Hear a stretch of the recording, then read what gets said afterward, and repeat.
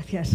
Bueno, pues vamos, sin perder mucho tiempo, a ver qué hemos hecho específicamente en el campo de la salud mental en Galicia, en nuestro Servicio Gallego de Salud. Lo primero que tuvimos que plantearnos, allá por el 2009, cuando planteamos la reforma, era de dónde partíamos. Vamos a ver en una primera parte de dónde partimos, vamos a ver qué hemos hecho, cómo hemos hecho ese camino y qué ayudas hemos tenido y qué barreras hemos tenido. Yo creo que cuando preparaba la presentación debe ser que guardo buen recuerdo porque no recuerdo demasiadas barreras en el camino, que seguro que hubo, pero bueno, debe ser que no impactaron en mi cerebro. Bueno, ¿cómo nos organizamos? Pues comentaba antes que salud mental es un poco de todos y no es de nadie en el Sistema Nacional Español. La cartera de servicios en España es legislación básica y por lo tanto es propia del Ministerio. Pues la última reforma de la cartera de servicios del Sistema Nacional de Salud Español, que todos tenemos que cumplir, es del año 2006 y la cartera de salud mental está incluida tanto en la cartera de servicios de atención primaria como en la cartera de servicios de atención especializada. Es un poco de todos y por lo tanto no es de nadie. Nadie tiene esa responsabilidad directa sobre la gestión de la salud mental. Entonces, cuando uno se pregunta quién manda aquí, pues a veces no está muy claro. ¿Qué pasaba en nuestra comunidad autónoma unos años atrás? ¿De quién dependían efectivamente los servicios de salud mental? Bueno, pues inicialmente, por ejemplo, en el año 2004, que a mí me tocó ser subdirectora general de atención primaria, salud mental se dirigía desde esta subdirección a través de un programa liderado por un psiquiatra. Se denominaba Programa de Salud Mental y, bueno, un poco ellos se lo comían y se lo guisaban, que decimos nosotros. Ellos se organizaban sin que hubiese mucha directriz por parte del servicio de salud, sin que tuviese mucha relación con el cómo se organizaba el resto de la asistencia sanitaria. Bueno, en el año 2005 cambia el panorama político, cambia la estructura del servicio de salud y la persona que lidera en ese momento el servicio de salud entiende que la salud mental es de tal importancia que debe estar dependiendo directamente de su persona. Se crea una subdirección de salud mental que depende directamente del entonces secretario general del Servicio de Salud. Creo que con la mejor intención del mundo, pero a mi modo de ver es un error operativo. El secretario general o el gerente del Servicio de Salud tiene tal cantidad de cosas que es dificilísimo que esté en el día a día de la organización de la salud mental o de cualquier otra cosa que llevase directamente. Entonces, la salud mental vuelve otra vez a estar liderada por psiquiatras, muchas veces sin experiencia en gestión y dirigida a su libre albedrío. Esta dependencia distinta del resto de los servicios de atención a cualquier otro paciente hacía que la distancia entre profesionales de salud mental del resto de los profesionales del sistema sanitario fuesen del orden de la Tierra al Sol. Es una exageración, pero entenderán que, bueno, pues era otra historia. Recibían financiación directamente desde los servicios centrales del servicio de salud y aunque estaban ubicados en el entorno del mundo hospitalario, el gerente que dirigía ese hospital no tenía ningún interés en que eso fuese ni mejor ni peor, no era un área que estuviese bajo su responsabilidad. No tenían ninguna conexión, no tenían... Muchas veces el jefe de servicio de salud mental pedía al gerente del hospital, pero el gerente del hospital, bueno, no era una de sus prioridades porque no era su área de responsabilidad directa. Además de esto, teníamos otra complicación más en el mundo de la salud mental, que era la atención a los trastornos adictivos y a los pacientes con drogadicción. En España hace tiempo se creó un Plan Nacional de Drogas, en la comunidad autónoma había un alto comisionado de drogas, que eran los que dirigían esa parte de la atención con recursos propios. Seguramente fue necesario hacer ese paso intermedio, pero nos estábamos encontrando en un momento en el que la atención a esos pacientes no estaba liderada desde esa subdirección que hablábamos antes, sino liderada directamente desde ese plan de drogas, y la atención se hacía a través de corporaciones locales, de los ayuntamientos, con el personal que esos propios ayuntamientos contrataban o con personal que contrataban las asociaciones. Había 4 potentes asociaciones que hacían este tipo de atención. Luego teníamos a los servicios de salud mental, por un lado, liderados por alguien que no era el gerente del entorno en el que se movían, y los servicios de drogodependientes, pues liderados por otras personas. ¿Y qué pasaba con la comunidad, con estas asociaciones? ¿Qué relación teníamos? ¿Se mantenía una buena relación? Los servicios centrales del Servicio Gallego de Salud mantenían una buena relación con esas asociaciones, pero se empezaba a nublar el sol, empezaban a aparecer borrascas, y esas borrascas tenían mucho que ver con la dificultad para su financiación. Cuando todos tenemos dinero, bueno, pues a veces el dinero ayuda a esconder otros problemas que tenemos de fondo. Entonces, había dinero, se contrataba más gente, bueno, y todos estaban más o menos a gusto. Y además, para mantenerles contentos a esas asociaciones y a ese personal que contrataban las corporaciones locales, se les había prometido que se iban a integrar en el Servicio Gallego de Salud, cosa imposible desde cualquier punto de vista. Yo intento ponerlo aquí en ese chiste que dice: prometo jamás lastimarte, le dice un cactus a un globo. Bueno, pues esto estaba pasando. Habíamos planteado una situación que era imposible. Para entrar a trabajar en el Servicio Gallego de Salud hay una serie de pasos que no puedes obviar, o sea, y no tienen nada que ver con los de la contratación de una corporación local. Por lo tanto, se les había prometido cosas que no podía ser. Y en el marco de la salud mental, ¿qué expectativas de futuro había? Pues cuando llegamos en el 2009, habían diseñado un plan de salud mental, seguro que con la mejor intención del mundo también, pero que se basaba en incrementar recursos. Todo era incrementar el número de psiquiatras, incrementar el número de psicólogos, incrementar, sin variar ninguna otra cosa. Eso, en el año 2009, que en España empezaba una importante crisis económica, era absolutamente inviable. Entonces había que plantearse que aquello no podía guiarnos para los próximos años y que había que cambiar la forma de hacer las cosas. Bueno, la pregunta era la de siempre.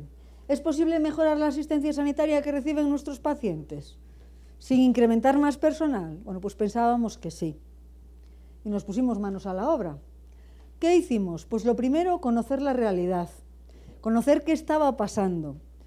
Esto fue en el año 2009, cuando yo llego a la Dirección General de Asistencia Sanitaria y me toca controlar toda la atención sanitaria que reciben nuestros pacientes y, por lo tanto, la que reciben los pacientes con patología de salud mental también.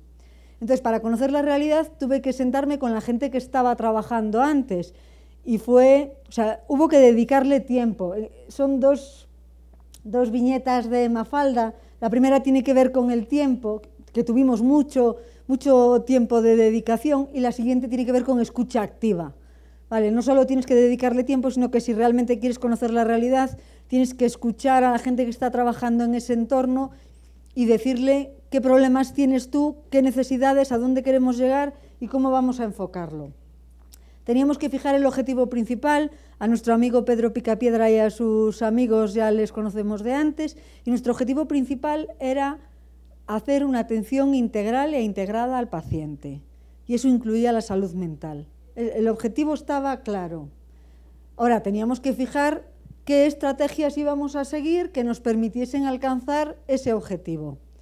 Y una vez que uno tiene claro qué estrategias va a seguir, tiene que transformarlas en acciones concretas. Ahí dice que la acción más pequeña es mejor que la intención más grande. Lo habitual es que nosotros nos juzguemos a nosotros mismos por nuestras intenciones, pero los demás nos van a juzgar por nuestras acciones. Por lo tanto, ahí no había tiempo para decir, estamos pensando que vamos a diseñar otro plan de salud. No, había que empezar a moverse, había que empezar a caminar. ¿Qué fue lo primero que hicimos?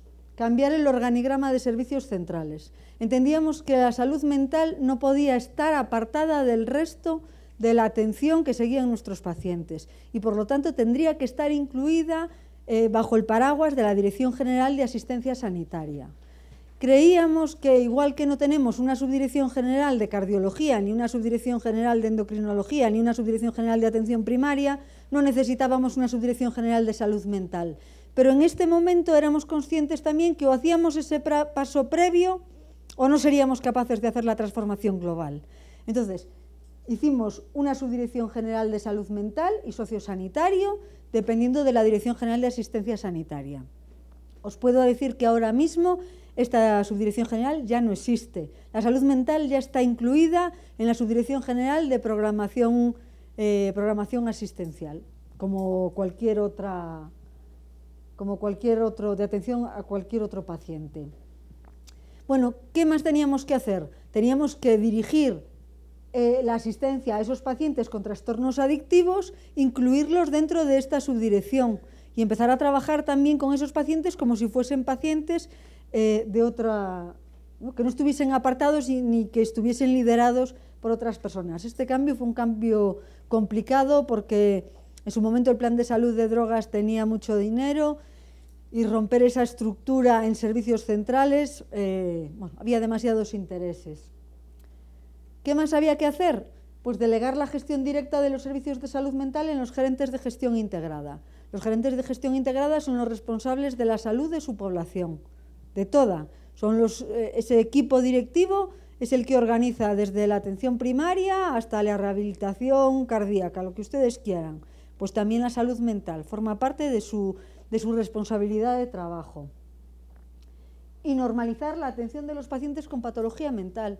Si entendíamos que había que trabajar por procesos, pues empezar a trabajar en los procesos. Lo primero que empezamos a trabajar fue el itinerario que tenían que seguir los pacientes con adicciones, seguramente porque era la parte que estaba fuera del sistema de salud y que necesitaba que nos viesen no solo la intención de querer contar con ellos y de querer trabajar con ellos, sino que viesen que era una acción real. Integramos los circuitos de atención de pacientes con trastornos adictivos y todos los demás.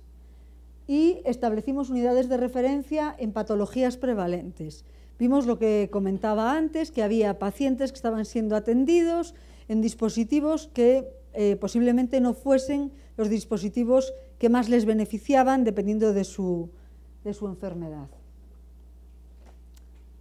Mejoramos y optimizamos las infraestructuras. Había algún hospital psiquiátrico de muchos años de evolución que nadie había invertido en esa infraestructura. Bueno, fue necesario cerrar algunos de ellos y preparar instalaciones nuevas que fuesen instalaciones dignas, adecuadas y donde la rehabilitación fuese posible. Les puedo decir que en estas,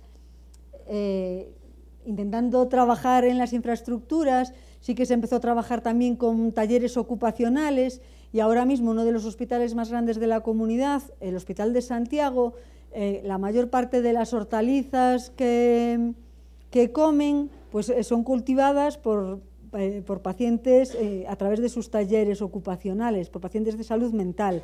Hay otro hospital, el de Lugo, que ellos tienen un invernadero en el que cultivan flores. Entonces a las mamás cuando tienen un niño pues se les regala una flor de las que han cultivado en sus talleres los pacientes de salud mental. Y necesitábamos utilizar dispositivos de apoyo comunitario. Ya había dispositivos de apoyo comunitario, había centros de reinserción psicosocial y laboral, había unidades residenciales y pisos protegidos para pacientes que tenían entre 18 y 60 años y que no pertenecían a nadie y a veces no había forma de liberarlos de una unidad de crónicos, aunque no fuese su sitio adecuado, porque no teníamos plazas de apoyo comunitario. Y a pesar de la crisis, entendiendo que estas plazas sí que eran necesarias, se creció en el número de plazas comunitarias de forma importante a lo largo de todos estos años, desde el año 2009, y aquí con el apoyo de las asociaciones. Y luego necesitábamos dotar de herramientas a los profesionales. Otra vez Janus, otra vez nuestra varita mágica. Bueno, pues se les dio acceso a Janus a todos los profesionales a los profesionales también que trabajan en los centros de atención a drogodependientes, y la verdad es que el compartir la información hace mucho más sencilla el trabajo del día a día. Y nuestra lucha contra el estigma. Esta foto es de la rueda de prensa de presentación en la que yo era directora de asistencia sanitaria, Fernanda era la subdirectora general de salud mental, su hermana es psiquiatra, pero ella es médico de familia, y el jefe de servicio de salud mental, Manuel Arrojo, es un psiquiatra que ha trabajado muchísimo en toda esta reforma. Bueno, ¿qué queríamos hacer? Necesitábamos luchar contra el estigma que tienen los pacientes con enfermedades mentales, y pensábamos que la mejor forma de luchar contra el estigma era educando, formando a la gente e informando. Entonces pensamos cómo podíamos hacerlo. Una de las formas de trabajar era con la formación a través de la Escuela Gallega de Salud para Ciudadanos.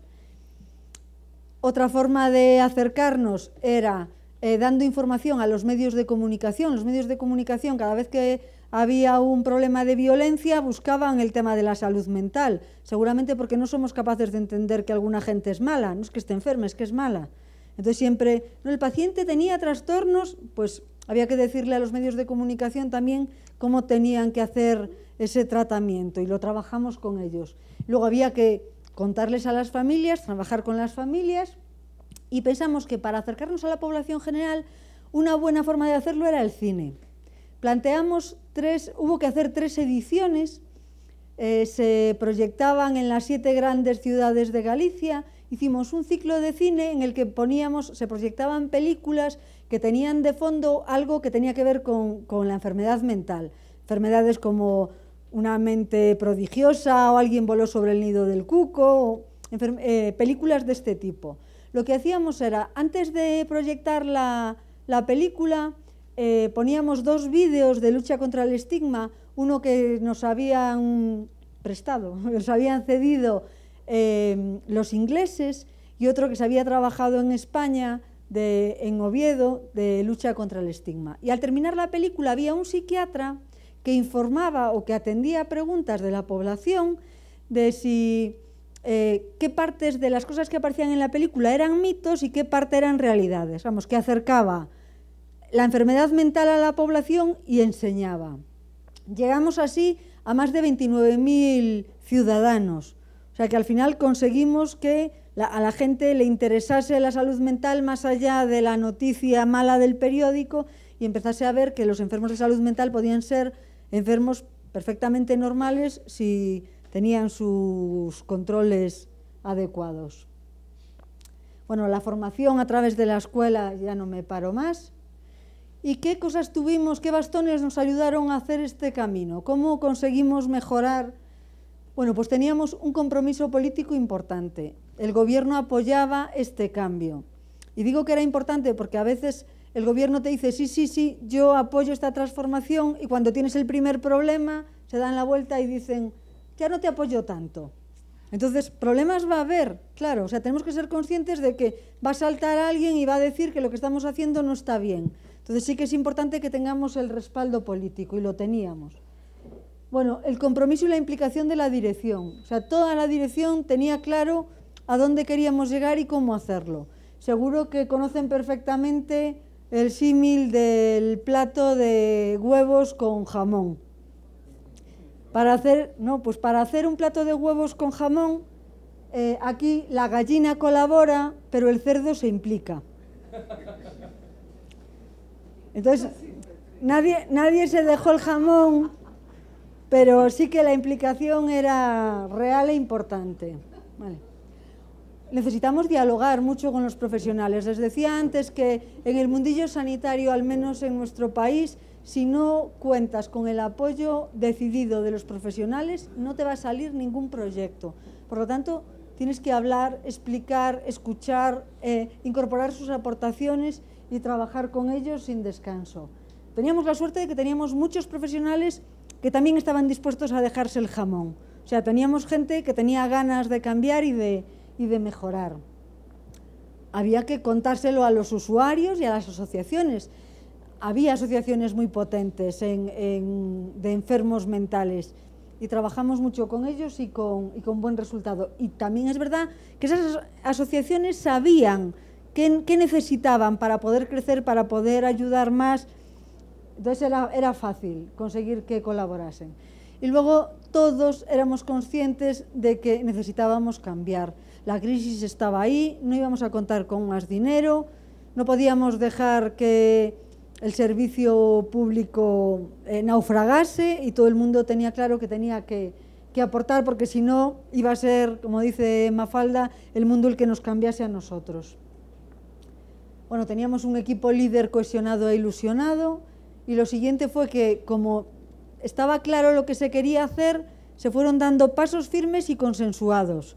Este buen hombre, Dominique Lacordoire, dice que para gobernar se precisa firmeza, pero también mucha flexibilidad y paciencia. O sea que, vale, pasos firmes, pero hay que escuchar y hay que ver en qué momento hay que flexibilizar. ¿Y piedras en el camino? Hombre, pues la primera era la disminución del presupuesto. Estábamos en épocas de vacas flacas, pero lo malo ya no era que estuviésemos en épocas de vacas flacas, es que veníamos de una época de vacas muy gordas. Habíamos hechos verdaderos despilfarros. Entonces, el cambiar eso fue una situación complicada. Bueno, teníamos la acción política de la oposición, que estaban dispuestos a poner críticas absolutamente destructivas, y que, bueno, queríamos acabar con la salud mental, queríamos acabar con los psiquiatras no iban a tener puestos de trabajo, en fin, todo tipo de críticas que no ayudaban. Y luego lo que hay siempre, hay resistencia al cambio y miedo a la pérdida. Todos estamos en nuestro entorno de comodidad y no queremos cambiar, aunque no nos guste mucho lo que nos está pasando y ni lo que nos están mandando a hacer. Pero bueno, esa resistencia al cambio había que pasarla. Bueno, ¿y ahora qué pasa? Pues ahora mismo, en este momento, tenemos normalidad organizativa. Los servicios de salud mental dependen, como cualquier otro servicio, del gerente de gestión integrada y de la dirección de procesos asistenciales, como dependen los servicios de atención primaria, los servicios de cirugía o los servicios de radiodiagnóstico, exactamente igual. Tenemos normalidad asistencial. Nos organizamos, los pacientes que tienen patología mental los vemos en atención primaria como puerta de entrada. Sí que detectas muchos casos. Hay muchas veces que los pacientes vienen porque me duele la cabeza o me duele mucho la barriga, y luego lo que tienen es una patología mental de base.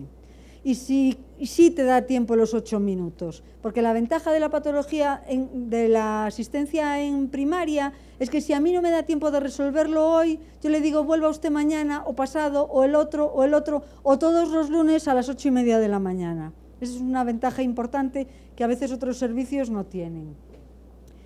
Si necesitamos que el paciente sea visto por un especialista en salud mental, tenemos unidades de salud mental dentro de las mismas infraestructuras de primaria o muy cercanas, que son unidades de consulta externa. Si el paciente necesita un ingreso, hay ingresos de agudos, tenemos unidades especiales para pacientes complejos, para unidades infanto-juvenil, para pacientes judiciales, bueno, y para algunas patologías así más concretas. Y luego hay unidades de rehabilitación de crónicos. Hay 4 unidades de rehabilitación de crónicos en la comunidad.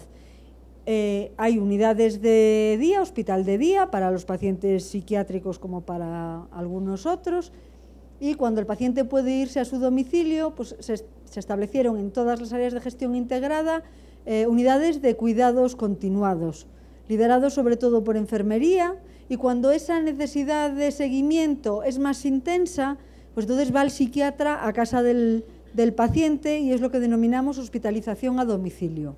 O sea que tenemos todo el amplio abanico de tratamiento en su lugar adecuado, pero dentro de la organización normal que tiene cualquier otro paciente.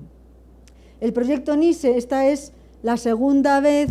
O sea, terminó la primera edición, fue necesario hacer una segunda, fue necesario hacer una tercera, y bueno, ahí, aparte de los cursos y la formación, también se hicieron algunas exposiciones de pacientes que pintan o que hacen escultura dentro de sus talleres, Y la verdad es que, bueno, conseguimos que la gente hablase de la salud mental sin necesidad de hablar de cosas feas y de que empezase a normalizarse dentro de la sociedad. Bueno, creemos que los pacientes están mejor atendidos, están atendidos en el lugar más adecuado y donde podemos beneficiarles más. Bueno, pusimos en marcha un programa de adherencia terapéutica a antipsicóticos. Teníamos a muchos pacientes que estaban recibiendo tratamiento con antipsicóticos. Empezamos con risperidona y paliperidona, que además de carísimo para el sistema, no teníamos la certeza de que esos pacientes estuviesen tomando o recibiendo esa medicación. Entonces, esos pacientes ahora son captados en las unidades de salud mental y se derivan al centro de salud, donde se les pincha cuando les corresponde. No se le hace receta para que ellos cojan la medicación en la comunidad. Se les manda a venir al centro de salud y allí les ponemos la medicación, con lo cual nos aseguramos que reciben la medicación. Esto era impensable hace unos años, cuando la atención primaria se dirigía desde un lugar y la salud mental desde otro. Bueno, alguna unidad de salud mental se atrevió incluso con la gestión clínica. Dijeron, bueno, vamos a organizarnos nosotros y vamos a ver qué necesidades tenemos. Tenemos alguna experiencia de ese tipo. Y luego la gente está participando en proyectos europeos, investigando y trabajando en red. Algunos de los proyectos europeos, este es uno, el Mastermind.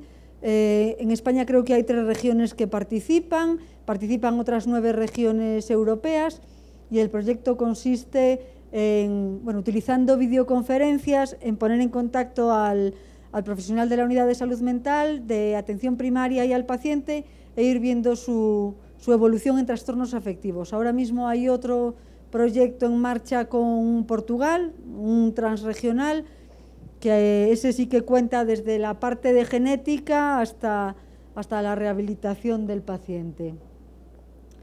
Esta es una de las fotos, yo estoy aquí en el medio, de cuando hicimos de la primera promoción de paciente experto, que hay pacientes expertos de todas las patologías, pero también hay de alguna de salud mental. Siguiendo el método Stanford, se les enseñó y se les, bueno, empoderó, la palabra que está tan de moda, para que pudiesen ayudar a otros enfermos.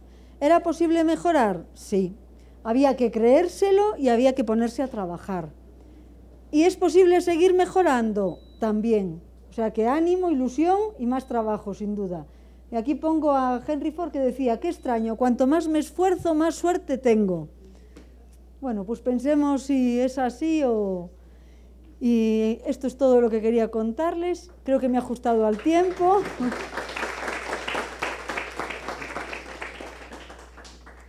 Y a su disposición.